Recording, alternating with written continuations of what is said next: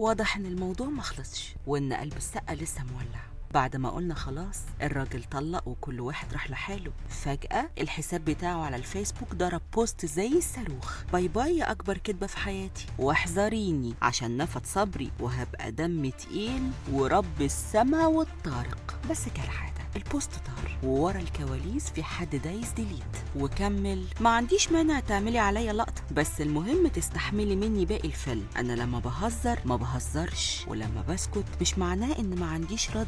الفيلم لسه ما انتهاش، ودي كانت اول لقطة. السقا راجع والكلام شكله تقيل، زي ما سمعتوا كده. طبعا الدنيا ولعت، الناس قعدت تفسر وتخمن، ده بيكلم مين؟ ده يقصد مها؟ ومين الطارق اللي خطف القلب؟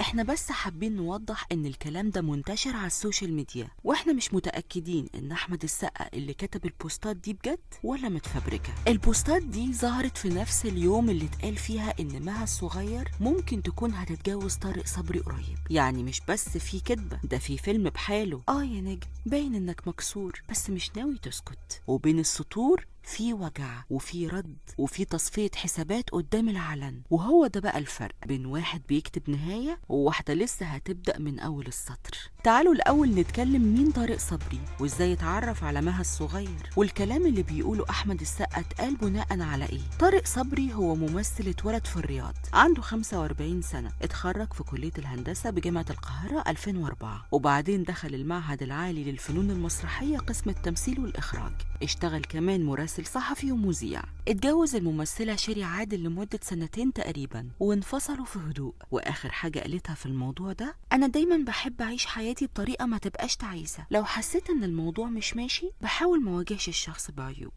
بس لما بوصل لقمة التعب ببساطة بسحب ايدي. الانفصال مش دايما سهل، بس ساعات بيكون الحل الافضل عشان ما نعيش في جحيم احنا اللي عاملينه لنفسنا. يا ترى كنت تقصدي ايه يا شيري بالكلام ده؟ بس اللي فاجئ الكل بجد كلام طليقة أمير طعيمة اللي كتبت بوست على صفحتها بخصوص مها الصغير، وقالت فيه: مش مقبول على الإطلاق، واحدة اتجوزت فنان 26 سنة تغلط فيها ليه؟ هي ليها حرية تتجوز، طب ما تتجوز، هي حرة. البوست ده الناس فهمت انه رد مباشر على الشائعات حوالين مها وطارق، وشايفة ان الناس بتهاجم مها بدون اي دليل وبتحكم عليها لمجرد الظن. اتعرفت الإعلامية مها الصغير على الفنان طارق صبري خلال تصوير حلقة من برنامج جديد كانت بتقدمه في واحدة من المنصات. الحلقة لسه ما اتعرضتش، وما ننساش ان احمد السقا هو اللي ساعد مها انها تتواصل مع اصحابه النجوم، ومنهم طارق صبري. اتعرف احمد السقا ومها الصغير على بعض من زمان، اصل مها كانت صاحبة اخت السقا، ومن هنا بدأت الحكاية. هما الاتنين كانوا بيحبوا الخيل جدا، وده خلى العلاقة تقرب أسرع، لحد ما فاجئها السقا في يوم في رمضان الساعة 5 الفجر وهو بيصور زيزينيا، وطلب إيديها من أبوها. مين بقى أبوها؟ محمد الصغير، الكوافير المعروف. أبوها ما كانش متحمس في الأول عشان مها كانت لسه صغيرة، بس في الآخر وافق واتجوزوا فعلا. خلفوا 3 أولاد: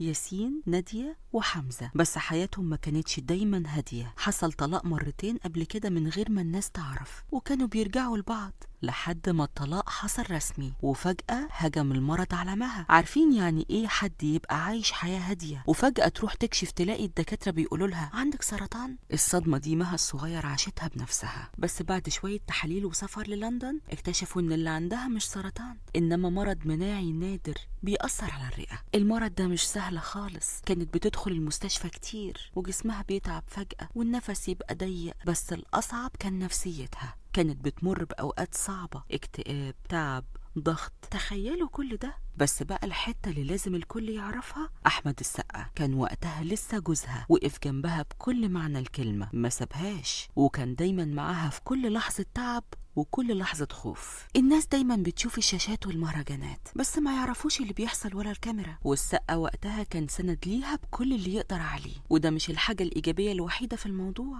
أحمد السقا بعد الانفصال عن مها الصغير قال: أنا دفعت 150 ألف جنيه استرليني في سنة واحدة مصاريف علاج لمها في لندن، و150 مليون جنيه مصاريف لأولادي، وده ينفي أي تهمة لأي تقصير، وبينفي كمان البوست اللي نزله باسم باي باي يا أكبر كدبة في حياتي، وقال إن الطلاق طلاق مش نهاية العالم، دي ست محترمة وأم أولادي، ومهما حصل لو احتاجتني في أي لحظة هكون أول واحد جنبها. أنا ما أذيتش حد في حياتي، وبقيت على علاقتنا لآخر لحظة وبكل احترام. لو هي عايزة تتجوز تتجوز، ده حلال ربنا، وأنا راجل متربي على الأصول. قولولي في الكومنتات، هل شايفين السقة اتجرح فعلا ولا دي مجرد لقطة وخلصت؟